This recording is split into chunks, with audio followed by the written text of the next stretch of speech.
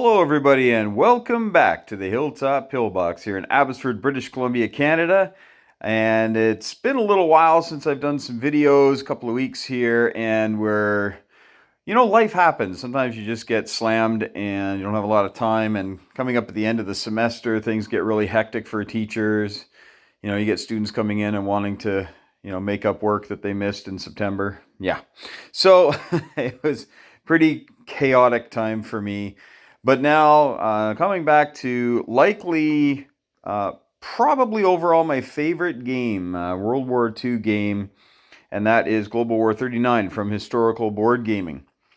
And I've done a few videos of this game, some strategy things, which I'm sure if I went back and watched, I'd say, what were you thinking? And that's what happens with these games, right? They're just, you learn new things. So this one here, though, this is a new variant. The map is the same, but it's a variant that myself and Triple Crown have been working on now for about a year and trying to come up with some ways to add some depth to it.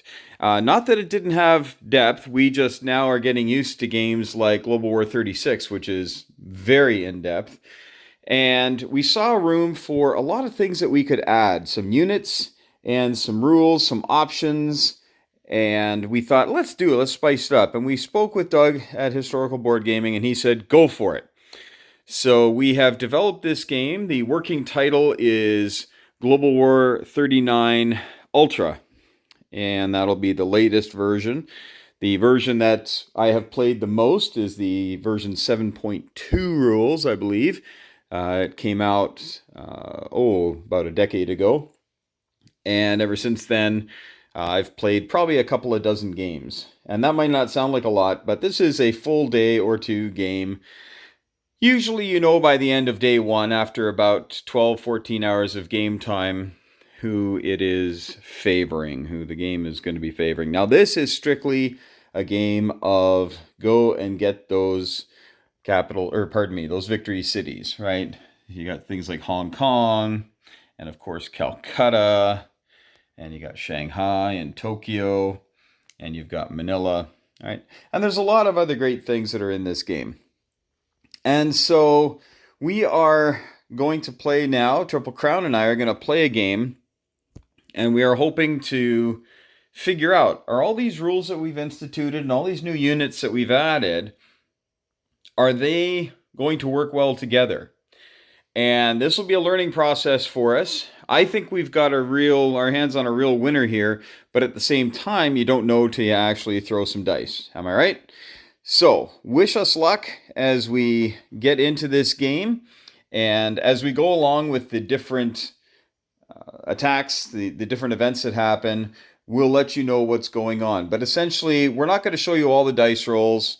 We're not going to show you, every little thing that goes on, except sometimes I like to show you things. So I might show you the battle for Paris, and maybe if there's a sea lion attack, or the battle for Moscow, or the battle for Cairo, or Calcutta. These turn out to typically be pretty good tilts.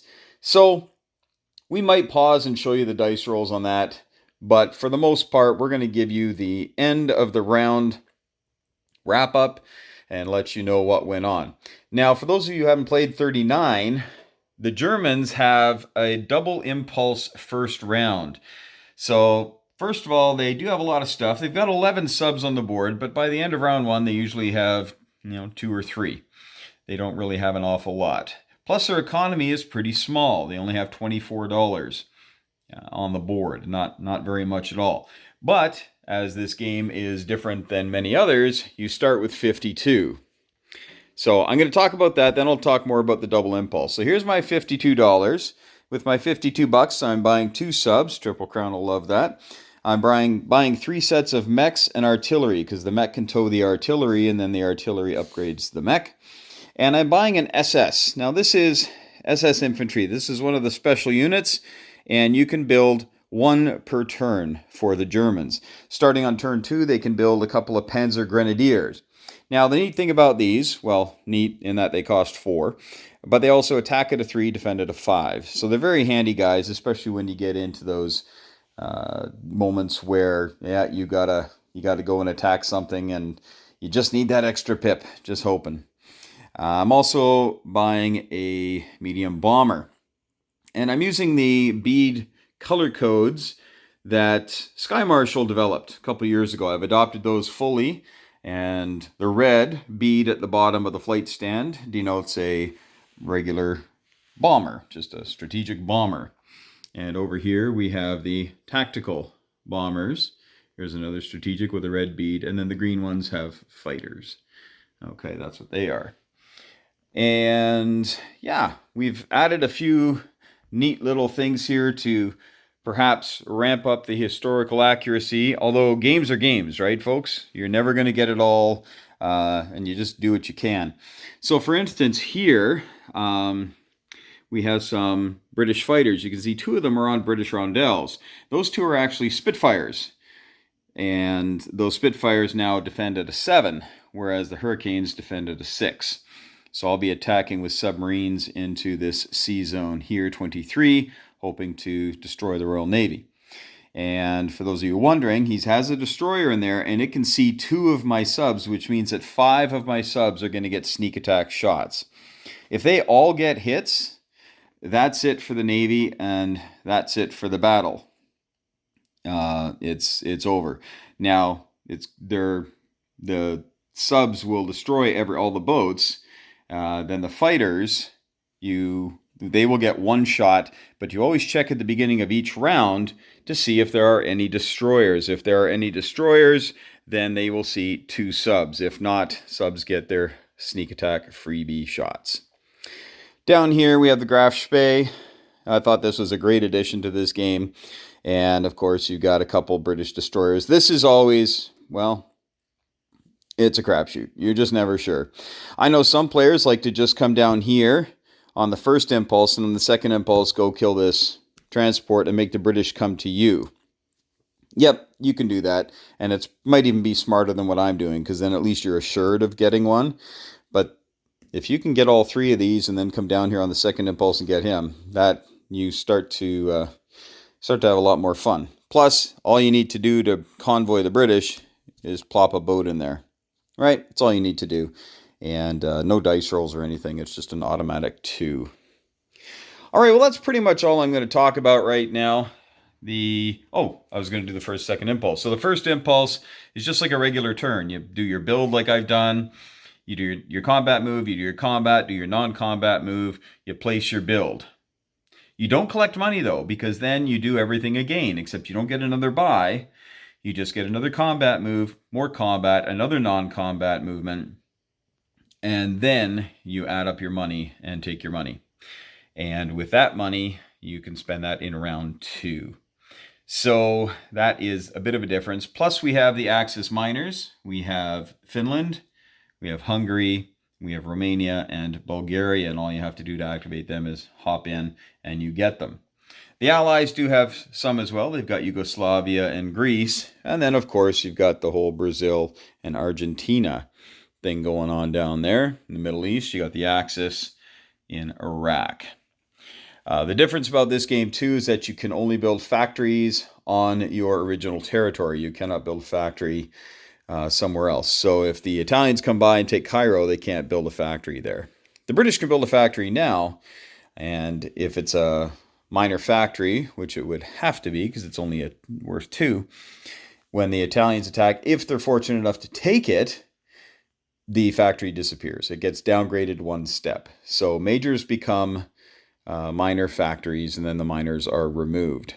Unlike 36, where there are 3 levels of factory, there are only 2 in this game. And I think that's pretty much all I'm going to say for now. There are some special events. We're going to talk about them as we go, though. So hang on to your hats and let's see what happens. Here's my first round of attacks. Hoping to kill that fleet, hoping to kill that destroyer, and really hoping to take Paris. That first battle's a tough one.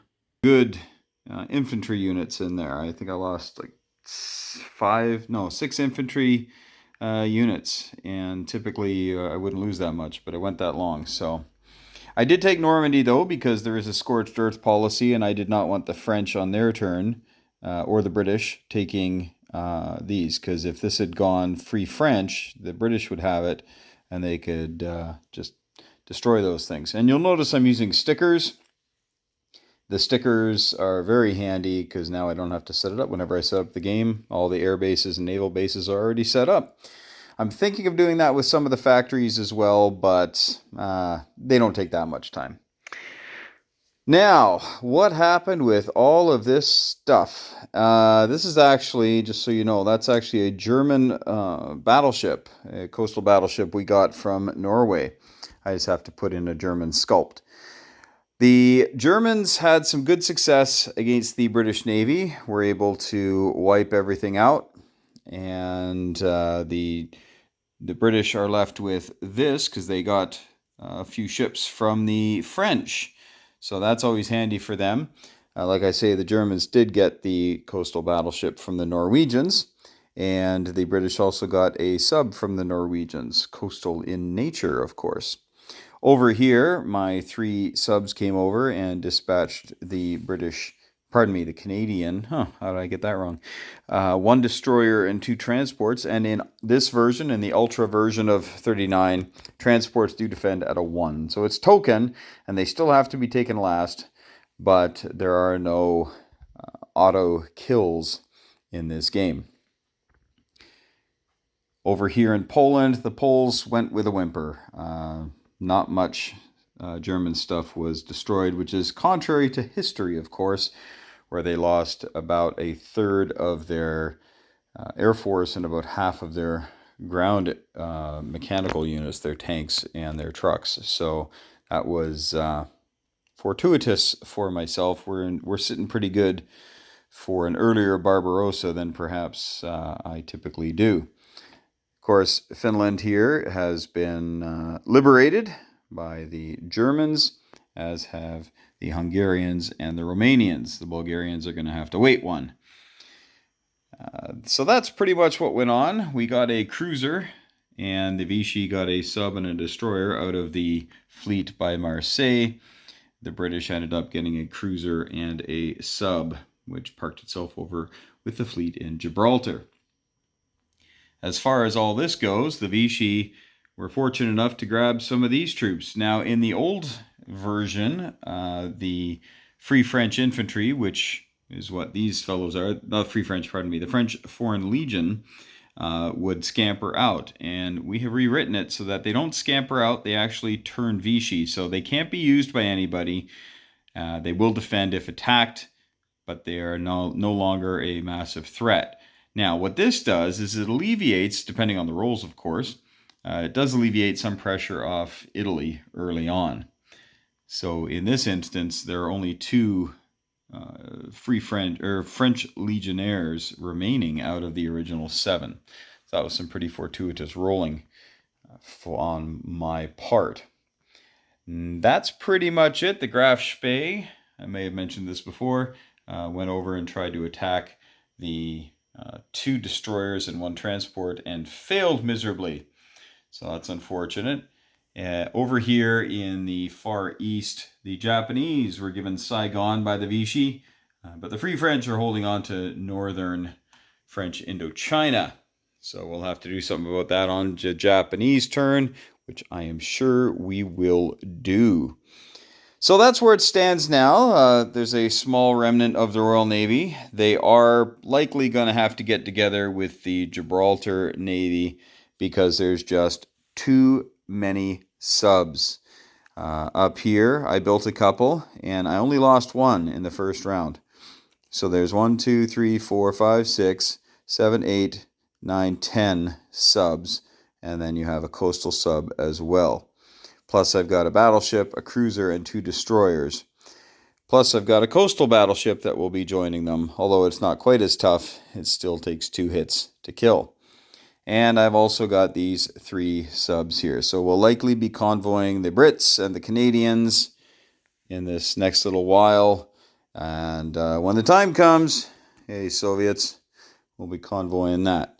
But we still have to take a couple things. I need to take Narvik if I want to get a bonus, and I got to take Denmark at the same time to get that bonus. I don't have to take them at the same time. I need to have them both by the end of the turn.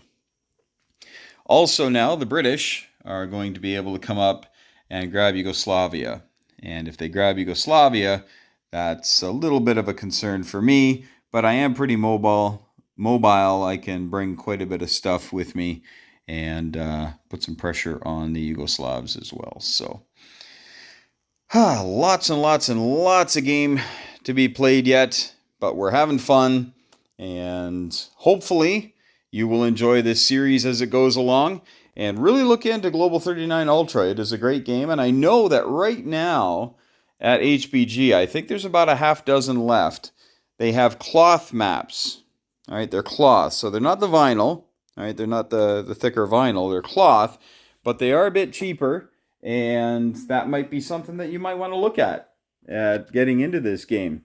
It is a fantastic game. Lots of different units, lots of different things you can do. No real politics going on, though, and it is a two-way game, not like the three-person or three-team game that Global War 36 is. So it's a little bit closer to your typical World War II game in that sense. So if you can only get two people together, then this is the game for you. All right. Oh, and I was going to show you here I'm actually using the 36 IPP chart to put all the stuff on there. The Germans are at 49, and yeah, so they had that's pretty typical. Actually, they're usually over 50, but because I screwed up with Denmark and Norway, well, live with it, I guess. But Yugoslavia now. Will the British come up and grab it, or will they leave it to its fate with the Italians? Time will tell. Thanks for watching, folks. Looking forward to bringing this series to you. From Global War 39 Ultra, it's Hilltop Pillbox saying, may the dice be with you. All right, so just a quick addendum here to what went on here in Norway. We're going to explain what happened, and hopefully this will clear up any questions about fortifications. There are three different types of fortifications in the game. You have a regular fortification that defends against any sort of attacks. That's those ones in there. And Leningrad is a fortified city. Stalingrad, of course. Istanbul. And what these do is they are showing that if you want to climb into that place, it's going to cost you. And there you have it. Now, the original setup of the game said that the Norwegian fortification is simply a coastal gun. It'll defend against any attacks that are amphibious in nature. But when you do airborne attacks, it doesn't defend. All right. Now, yesterday I did an attack. I used my pretty little sky blue transport plane once I found found out I had not put one on. And I flew up here, flew a buddy in here, paratrooper, and there was one Norwegian infantry, and I brought a couple of planes with me. I killed the infantry, but he also got a hit, and I really didn't feel like losing aircraft to Norwegian infantry, so I just killed my paratrooper. So what happened was, then the territory does not get taken, and the emplacement remains, even though it didn't fire. Now, typically, fortifications will fire 2 at 5, regardless of what type they are, whether they're a coastal gun or an inland gun or a full fortification system, such as in Leningrad. But because there was no amphibious assault here, this one did not engage. All right, so that's the difference between your main fortifications and then ones that are meant to defend against airborne insurgencies. That's not the word. Anyway, now the Japanese also have the ability to build what we call pillboxes, and that's what these little sculpts are for, like the one I have there in Switzerland. And the pillboxes they can build on any island. Now, the thing about the Japanese with their islands is I'm getting my turn going here. Triple Crown's going to do Russia, and I've got Japan all raring to go here. So if they built a fortification here, say on the Marianas Islands, and then I decided to remove this, and there is a fortification there, then what's going to happen, we'll put a fortification there. What's going to happen, pardon my finger, is that the Japanese then still have a pillbox there, but it doesn't work unless there's infantry in it. same as any of the other fortifications. If there's no infantry, the fortification is just an empty chunk of concrete. Plus, if America then comes over and lands here, they take it, and the fortification is not destroyed. So the Japanese, as they build these pillboxes, it's a unique tech for them. As they build them, they're going to have to be very careful where they build them, and that they want to protect them, and that they don't want to actually have to take back that territory.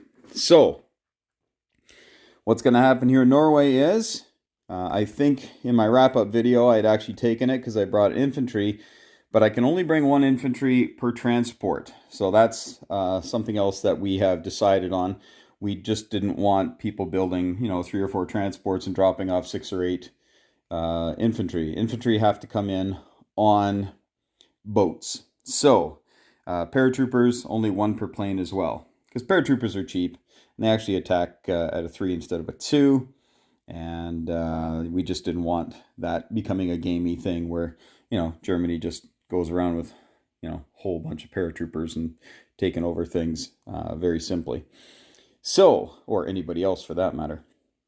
So, Oslo and all of Norway remains in Norwegian hands, but it is now empty. So, if the Germans come across here next turn, grab something out of here and drop it off in Norway, they will take it without a shot being fired, because there is no infantry class unit here to defend the southern coast of Norway. So I hope that makes things clear for you. I tell you, back 7, 8, 10, over 10 years ago now, and 8 years ago, we played this game quite a bit out at a buddy's place in Chilliwack, and Gargantua was there, and a couple other guys were there, and we'd have a great time, and we'd always get stuck on this, because it just wasn't written clearly in the rules what happens if there's nobody there. So we decided to add that if there's no one there, this just goes away without firing a shot. So right now, Norway, being attacked by the Germans, has become essentially pro-Allied. So if the British can scamper up here, which they can, they got a transport, and drop guys off, they can defend that. Might be throwing guys away, though, because of all the air power that's here, and they definitely be throwing a transport away because, well, looky-loo. All right, that is everything there, folks. Hope you've enjoyed this German round of peacemaking. Look at how peaceful it is now, right? Look at that. Such a homogeneous Europe we are creating here. Just got to get rid of the Free French. Shouldn't take too long. All right, folks. Well, overall, a very good run for the Japanese here on turn 1. Didn't lose much. Lost a single infantry and an artillery, but that is it. Why'd they lose artillery? Well, I didn't want to lose my veterans here. The veterans here are pretty cool, and yeah, so I thought I'd keep them alive, because you can't build them. You cannot replace them. So I'm just going to, speaking of build, I'm going to put my build on here. And of course, you don't really have to worry about an American incursion, because they're not allowed to attack until they're at war. And in this game, they roll, as well as the USSR, roll 2d12 each turn until they get to their wartime income of 80, and the Russians to 48. Now, there are things that will move those up. So right now, because I attacked China, the Americans will go up. I believe it's 5. I believe it's 5. Nothing huge. But if I attack any of the British or the Dutch, that'll also increase. And if I attack the British, it goes up 25. So considerably more. So we're going to put a minor factory there and a minor factory there. I'm going to need a lot of ground units, as the Chinese can get real busy. And they also have the communist Chinese. A little exposed here to start the war, and the communists usually come and take a territory or two, but they don't have much for income, so they're only replacing one guy a turn. It's pretty costly for them to go toe-to-toe with the Japanese. I was able to take Siam here using the Tokyo Express, and that is using 2 destroyers. Oh, here's my 2 destroyers here. 2 destroyers, and they came down here with a guy, or no, I didn't use the 2 destroyers there. Where did I use my 2? I used air transport, not the 2 destroyers. Anyway, so I flew a boy down here and took Siam, and my 2 destroyers there. I don't think I actually ended up using them then. So I can take another buddy from here, and we will drop him off there. I love changing things on the fly. It's so much fun. Here we go. We'll put that guy there. So that is pretty much it for the Japanese. Like I say, it was a fairly good round. Killed 2, 4, 8 Chinese troops as well as an AA gun, and lost 1 man and 1 artillery. So that's pretty good trade. I can deal with that. So right now the Japanese are up to 48, equal with the Germans, and the Chinese are down from 12 to 9. Now in a lot of these games, people will just focus on China to really silence it, and that's usually a good idea. As you can see right now, they've got about 16 troops on the board, plus artillery and a fighter, and that's not easy to overcome. Plus you got the communists here who have 6 units to begin the game and will get 1 every round. So you got to silence them quickly. They could grow into a very big problem before you know it. All right, well that is J1 and looking pretty good. I'm turning the game over to Triple Crown now, who is going to start with the USSR. Don't have a lot of money and don't really need a lot. The only places they can attack are the Baltic states and East Poland. Now, if they try to attack anywhere else, well, that's bad news for them because their war economy does not kick in. They still have to roll their dice. Nice thing about this game, though, is you get a substantial amount of equipment here in Novosibirsk with a major factory, and you can decide to go east or west with that. And I know sometimes people say, I'm going to go up here and bother the Japanese, and when you say that, the Germans lick their lips and go, all right, we're taking Moscow. And if you go westward, well, then the Japanese have a much easier time here on this part of the map. So really, the Soviet player has got some great options. It'll be interesting to see what Triple Crown does. Head over to his channel, check it out. It'll be getting up there in probably a day or 2. I'm not exactly sure when he has time, but we're going to try to do this one lickety-split, and then by the time we get to around the 18th of February, just in a couple of weeks here, it's actually next week, I think, we have something called Family Day weekend, and he might have some time to do face-to-face, and I can just go to his place and we'll just play the game face-to-face. It'll go a lot faster, and hopefully we can finish it off. So there we go, folks. Thanks so much for watching. You've seen Germany, you've seen Japan, and now it's time for the bad guys to play. But hey, as we always say here, hug your loved ones, thank your friends for playing, and may the dice be with you, even if you're the quote-unquote bad guys.